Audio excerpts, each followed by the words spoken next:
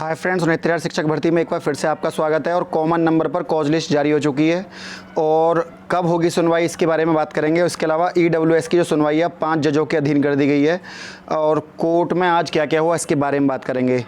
सबसे पहले हम बात कर लेते हैं खंड शिक्षा अधिकारी की। खंड शिक्षा अधिकारी के एडमिट कार्ड जारी हो चुके हैं। खंड शिक्षा अधिकारी की साइट पर जाकर आप स्टे कर लीजिए और जो दी हुई वेबसाइट है उस पर उक्त परीक्षा 16 अगस्त रविवार को ही होनी है और 12 से 2 आपका एग्ज़ाम होगा। इसके अलावा आगरा, प्रयागराज, आजमगढ़, बरेली, गोरखपुर, अयोध्या, गाजियाबाद, जौनपुर, झांसी, कानपुर नगर, लखनऊ, बाराबंकी, मेरठ, मुरादाबाद, रायबरेली, सीतापुर, वाराणसी, मथुरा, उत्तर प्रदेश में विभिन्न परीक्षा केंद्रों पर आयोजित की जाएगी। हालांकि मैं आपको बता दूं कि लगभग अभ्यर्थियों को 200, 300 किलोमीटर दूर भेजा गया है। इसका भारी विरोध हो रहा है क्योंकि अभ्यर्थियों के बार बार मना करने पर भी एक अभ्यर्थी जो कि आपका गाजियाबाद में रहता है वह कानपुर जाएगा। आप लगा लिए कितने किलोमीटर। मुरादाबाद में रहने वाले बच्चे का सेंटर गाजियाबाद वहाँ पड़ा है कानपुर, तो मुरादाबाद से कानपुर की दूरी 300 से भी ज़्यादा किलोमीटर की दूर पड़ता है। तो ऐसे अभ्यर्थियों को कहीं ना कहीं कोरोना जैसे काल में इतनी दूर भेज देना और इसमें कम से कम जो उत्तर प्रदेश संयुक्त प्रवेश परीक्षा हुई थी उसमें अपना केंद्र चूज़ करने के लिए एक छूट दी गई थी और खंड शिक्षा अधिकारी में ऐसी छूट भी यहाँ नहीं दी गई। पिछली बार जैसे ही एडमिट कार्ड दोबारा जारी कर दिए गए हैं जिससे अभ्यर्थियों में काफ़ी रोष है और अभ्यर्थी इस परीक्षा का बड़ी संख्या में बायकॉट कर रहे हैं और वो मेल कर रहे हैं जो खंड शिक्षा अधिकारी की जो SSC की साइट है और उस पर कह रहे हैं कि यदि हमें कुछ भी परेशानी होती है तो उसका जो जिम्मेदारी है वो जो SSC के सेक्रेटरी हैं उनकी है, क्योंकि अब इतनी दूर भेजने का क्या मतलब। कम से कम अपने गृह जनपद में परीक्षा कराई जाती। इसके अलावा अभ्यर्थी अपने रजिस्ट्रेशन नंबर की जन्म तिथि के आधार पर प्रवेश पत्र और अनुदेशन डाउनलोड कर सकते हैं और परीक्षा केंद्र नियत तिथि पर ID प्रूफ मूल छाया प्रति के साथ होगी। इसके अलावा जो साइट है http://uppsc.up.nic, तो UPPSC की साइट पर जाकर आप इसको कर सकते हैं।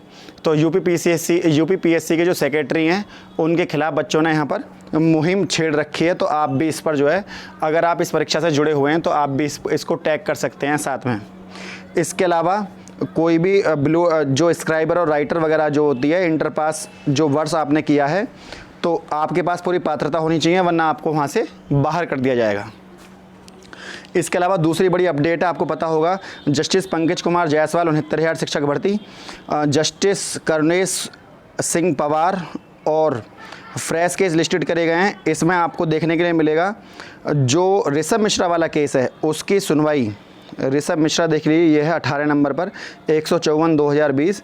ये आपकी सुनवाई कल के लिए टैग कर दी गई है। कल आपकी इसकी सुनवाई होगी कॉमन नंबर की और ये एक ऐसा चेंजेबल केस है जो कभी किसी भी क्षण किसी भी इस भर्ती का रुख मोड़ सकता है। तो कल की सुनवाई बेहद अहम होने वाली है और इसको कल के लिए अब देखते हैं कल इसकी सुनवाई होगी या नहीं होगी। वैसे कल के लिए कल की कॉज लिस्ट में इसको जारी कर दिया गया है। उधर ईडब्ल्यूएस की जो सुनवाई है उसमें अब 5 जजों की इसको केस का जो इम्पोर्टेंस है उसको देखते हुए केस की इम्पोर्टेंस को देखते हुए 5 जजों को ट्रांसफ़र कर दिया गया केस। वैसे तो इसकी सुनवाई का जो निर्णय था वो आज ही होना था, क्योंकि यदि ऐसे केस को लेकर भी 5 जज सुनवाई करें तो जो 3 जज बैठे थे उन्होंने क्या किया, तो कहीं ना कहीं बहुत सारे मामला पेचीदा था क्योंकि सरकार ने अलग अलग सबमिशन में अलग अलग डेट जो भर्ती की जो विज्ञापन संख्या है, भर्ती की जो शुरुआत की संख्या है वो कहीं सरकार 1 दिसंबर 2018 बता रही है, कहीं 22 दिसंबर 2018 बता रही है और फॉर्म की जो लास्ट डेट है वो, और जो सरकार ने 60-65 कट ऑफ को बचाने के लिए दिया था उसमें 12 मई 2019 बताई गई है, जबकि ये लागू हुआ है 14 जनवरी 2019।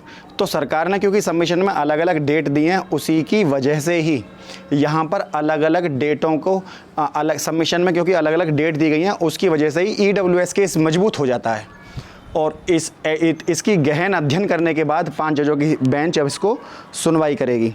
तो फ्रेंड, यदि वीडियो आपको अच्छी लगी तो वीडियो को लाइक, शेयर और चैनल को सब्सक्राइब करना ना भूलें। आज के लिए इतना ही। जय हिंद, जय भारत।